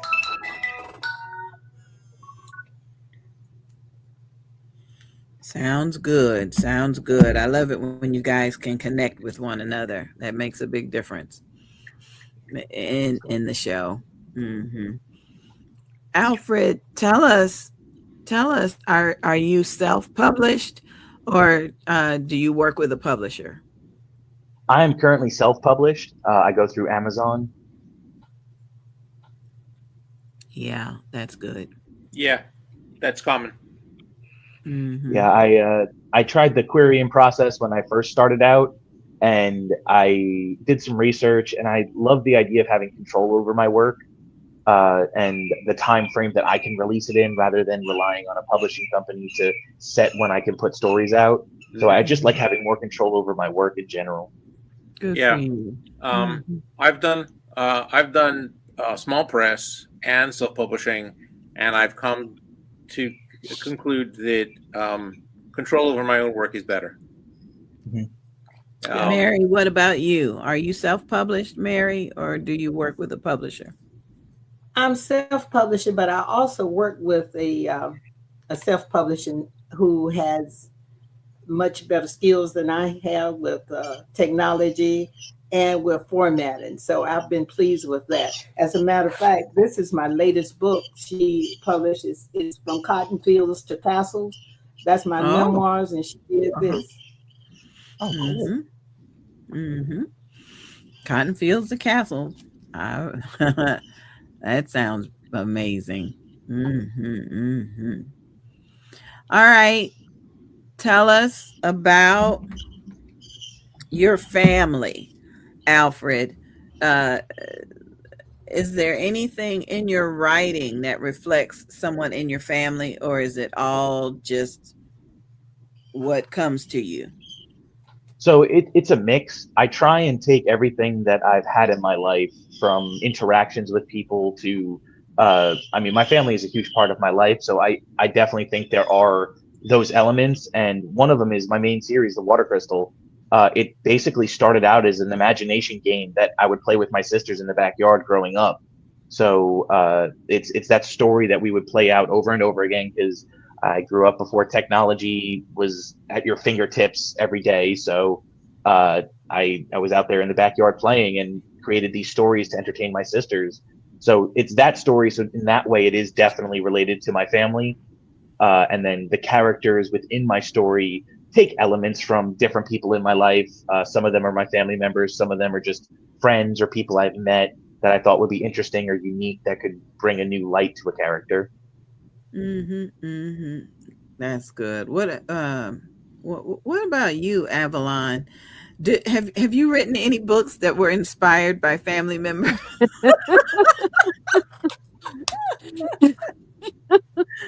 You, Oh wow, yeah. Angie knows my children books are all my grandchildren. So I have 7 grands, 3 great grands. Each one of them have a book that they are the character in. And yeah. I also wrote about my mother and father, about their life from, meeting each other when they were 2 years old up to the time my father passed in 93 and then my mother passed in 2018. So she basically gave me, while she was in the nursing home, her last 3 years, because of my work schedule, she was in the nursing home and she just loved it. I don't know. I guess because when I was working, she had to like be kind of, in her room. This way she could be all over the nursing home because she was still in her right mind, she can go about herself. But she dictated that story because she used to talk about my father a lot. So then I started asking her, about when they met and stuff. So as she was talking, I was writing. And every time I go visit her every day, I wrote a little bit. So I was able to finish the story before she passed away. So yeah, I have, I have family in there. And Yeah. then my daughter and my son, they're in anthologies that Angie and I did together. So yeah, pretty much most of my family, all my family is in my writing. That is cool. That is cool. I love your response, Alfred. That is cool. It really is. Hmm. Alfred, tell us your writing style. Do you create an outline, or you just say, okay, we're gonna start with chapter one and go from beginning to end? I am as lost as the reader when I start writing. I have no idea where I'm going. I have a general idea in my head of like where I want the beginning, middle, and end, and then I just kind of let my characters go. I tell myself that I'm a better editor than I am an author because I'll write the first draft and it'll be absolute trash. But my goal on that first draft is just to get the story done. So Yeah. once I have the story done, I go back and that's when I really flesh out scenes and really work on the plots of the story and where all the strings are supposed to connect. So Okay. I'm just going for it when I first start out. Start at chapter one most often, but I will skip around if I have an idea. Like I know this has to happen at some point in the future, so I'll write that, and then once I have the whole story, I fix it up. That helps. That helps. What about you, Mary? Do you create an outline of your books, or do you just start from chapter I one and do. keep going? I do have a working. I do have a working outline. Usually, I start with the working outline. because I know basically the topics I want to cover. But as I begin to write, that gets changed over time. And then I rely on the Holy Spirit to nudge me. Sometimes He will give me an idea that I need to include, or one that I need to defer to another book. Absolutely. Absolutely.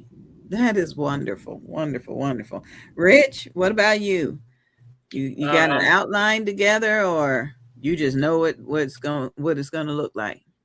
it depends. Sometimes I have a plot. Usually I have a plot, but it's usually high level because I know that as I go, there will be details I didn't think of that will come up, and I don't want to squash anything. And Right. then it's not, as I work through it, I'm revising that plot, um, and figuring out what do I need to do to keep on track to where I think I want to be going, or where I need to be going to get the ending that I'm looking for.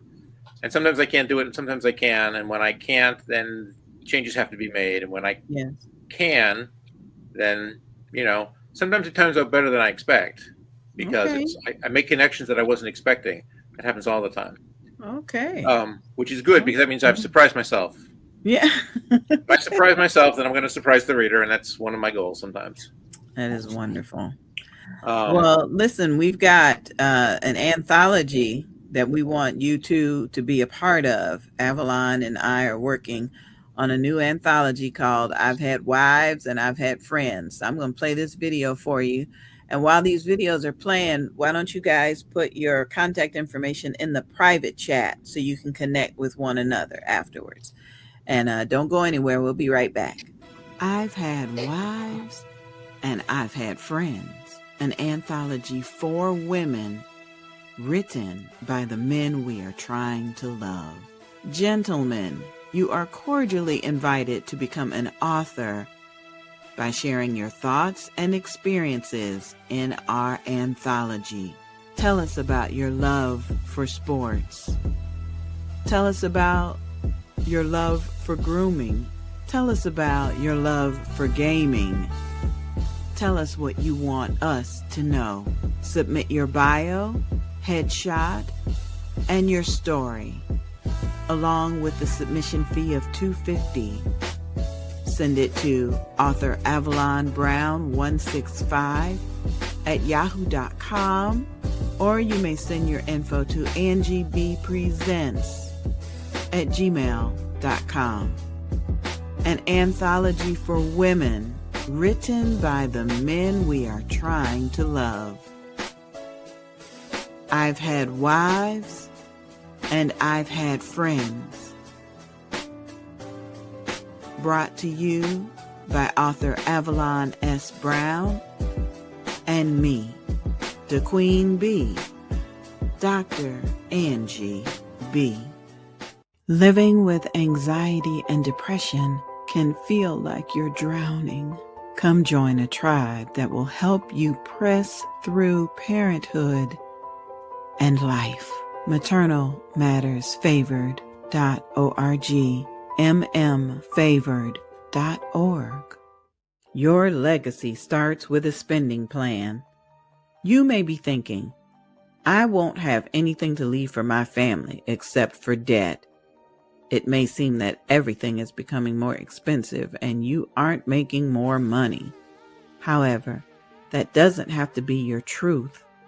With a plan, you can become aware of your financial situation and change it accordingly. In this short chapter, we will cover debt, budgeting, debt repayment, credit cards, and your why. The first step is to compile a list of current bills and debt. What may be helpful is to look at your checking account and credit card statements to see what charges have come out in the last 1 to 3 months. Where there is a will, there is a way. Estate planning made easy for you. Written by Marshall G. Short. On Linktree, visit MG Short Tax SVC. On Instagram, search for MG Short Tax. On Facebook, search for MG Short Income Tax SVC. And on the World Wide Web, visit mgshorttaxsvc.com. Where there is a will, there is a way. Estate planning made easy for you. Written by Marshall G. Short. Audiobook produced by Angie B. Productions and narrated by me, DeQueen B. Angie B. I've had wives and I've had friends. We women need to hear stories from you men, because we're trying to understand, we're trying to love you, we're trying, but we're clueless. So just get ready to write your story, and Avalon and I will get it together for you. So Avalon, today was wonderful. Yes, yes, yes. Oh my goodness. I So hated much that. information. Yes. Yes. Man, makes me want to. I'm a second generation Star Trek fan. I remember growing up, I was little and I would sit on my dad's lap and he would watch, and I would always get scared when the man with the pointy ears would come on. Spark. Yep. And then finally my dad said, "What you scared of? It's just a TV show." And I was I like, know. "Oh, Yeah. okay." That was one of my shows too. Yes, yes. Yep. I And love that show. now my daughter has an avid Star Trek, Star Wars collection of memorabilia. She's got a Really? whole, Wow. yeah. So we're 3 generations of sci-fi fans. So I was really excited to hear from Rich. I really was. And then the whole concept of what Gothic really is. Alfred really broke that down wonderfully for us. You know, those big statues and the Catholic Church. Yeah, I get it. I completely understand it now. Right. And I'm with like you. I thought it was like all the black outfit and the makeup. Yep. Yeah. So I learned something from Alfred today. Thank you, Alfred. And Mary, her heart, just I can tell she pours her heart into her work, because when she talks about it, it's just nothing but love. The Holy Spirit and love. She Yes. just reflected all of that. That was just absolutely wonderful. So we're going to bring everybody back in, Mary and Rich and Alfred. And if any of you have any closing statements, any dedications you'd like to share, Mary, why don't we start with you if you have anything you'd like to add before we go? Yes, I alluded to it, but I didn't really talk about this book. This is my latest book, my memoirs, From Cotton Fields to Castle. And this is my life story. Of course, it's not a complete life story because this was ended before recently, because there have been some recent events that I would love to have had in here, but they hadn't occurred yet. So anyway, I have to write an addendum or a sequel to this. But this is I've had a wonderful life, and I'm just sharing it with people that I've had an abundant life. And come travel with me. As I say, come safari with me. Okay. Oh, wonderful. Thank you, Mary. Thank you so much. Thank you. Alfred, tell us what's on your mind. What closing thoughts do you have? It's only the beginning for me. I have so many stories that I plan to write. I'm finishing up my Water Crystal series this year, so book 4 will be out, and that will complete this portion of the series. I will have a sequel series to it, but it's just the beginning. I have a romantasy that I'd like to write. I have it's a new genre, lit RPG, so I just have all these pans in the fire that I'm ready to start cracking on. So it's just getting one day at a time. Just the beginning, just getting started. Thank you, Alfred. I appreciate your enthusiasm. Thank you so much, dear. Rich? No problem. I'm much the same way. I've been doing this for a while, but I recently retired, and now I do this full time, and I'm just getting started on all the things that have been sitting. I keep getting new ideas. I had to take notes this morning for at least 2 ideas because I got a new one, and I'm going, okay, I can keep one idea that I haven't touched in my head, but I can't do both at the same time. So now I have two ideas for possibly, I don't know what they're going to be, short stories, or bigger things. I don't know. All right. So if anyone's interested in any of the stuff I've talked about, please check out my website. Contact me. We'll hook you up. And aside from that, thanks for having me. I appreciate the opportunity to talk. Happy to hear about your anthology because I don't understand women, so it's good to know that it's the same on the other side. It's been a major mystery of my life. And I got married, so I don't know how that happened. Same here. So, but yeah, and we never even touched on the poetry that I write because there's a bunch of that too. So I got all kinds of stuff. So come check me out. All right, will do. Thank you so much, Mary. You enjoy the rest of your day and your 2 events, Mary. Thanks for being here. And Rich and Alfred sound like me. I have all these ideas. I keep putting this one in a folder, that one in a folder. I'm going to try to do a mystery, but see now my mystery is surrounded around the nursing station about this plant. The head nurse, her plants keep dying, so she need to find out who in there. Huh? Mysteries are hard. I tried to do one. I found an old one I wrote. Outline that I'm going to follow. I got an outline. I have an old one that I wrote. It's not very good back in college that I thought I would try to fix, and I didn't get too far in doing it. It's hard. I have a friend who does it.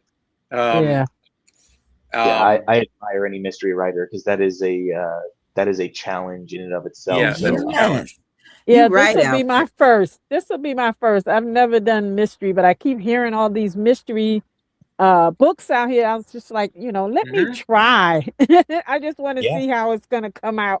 Yeah, if you manage, you should have a good number of people who will want to read it because mystery fans are pretty avid and pretty loyal to when they find something good. You can do it. It's hard to do. It's very hard to do. I think you can do it. Thanks, Rich. We appreciate your encouragement. I appreciate it. All right, we're gonna let you go, Rich, so you can enjoy the rest of your day. Thank you for being here. We appreciate you. Yes. Alfred, we had one question that came in through text. Cool. Do you write anything that my teenager would appreciate reading? So all of the stuff that I write is basically for that age range from 15 up.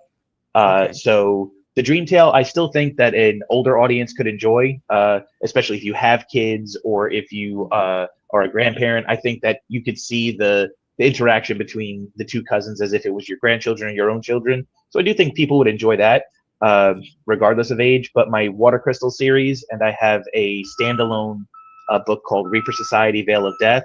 It touches on darker elements like life and death, but it's not graphic in the sense of, I would give it a PG-13 rating if it was a movie, as would I with the Water Crystal series. So all the stuff I write is PG-13. There's nothing too grotesque about it. Okay, sounds good. Thank you for joining us on the show today. I loved your enthusiasm. Thanks so much for having me. I know, right? We'll be in touch. Have a good one. Yes. Thanks, Avalon. We wouldn't have had a great show if it wasn't for you. I appreciate you, dear. Oh, now you have something to do with it too. It's your show. I just go out and find the people. All right. We've got a women's conference coming up in June. I want to show this video so you can make plans to come and join us in Deltona, Florida in June. Christians Merging Together Ministry presents the second annual Women of God in Unity Working Together Conference. Women who are not afraid because they know God will calm down the storm, no matter what the situation is. It takes place June 20th, 2026 from 12 p.m. to 5 p.m. at the Deltona High School located at 100 Wolf Pack Run, Deltona, Florida. Guest speakers include Pastor Tiffany Ware, Minister Paulette Singleton, and Dr. Pam Powell. For more information, call 386-220-5395. That's 386-220-5395. Women of God, IUWT.com. you are cordially invited. You are invited. June 20th. Be time for you to come to Florida. You're invited. That's us. We're women of God working together. Okay, yes. And listen, all right, sweetie. Yes. Audience, let me say this. If you are interested or you want to see some of my writing, you can go to author Avalon sbrown.com and see some of my books. There might be something there that, interests you, especially the children books. That'll be perfect. I love you, dear. I appreciate you. And if it's the Lord's will, Love we'll be you back too. with another episode on another Saturday. Bye-bye, everybody. All right. Bye-bye.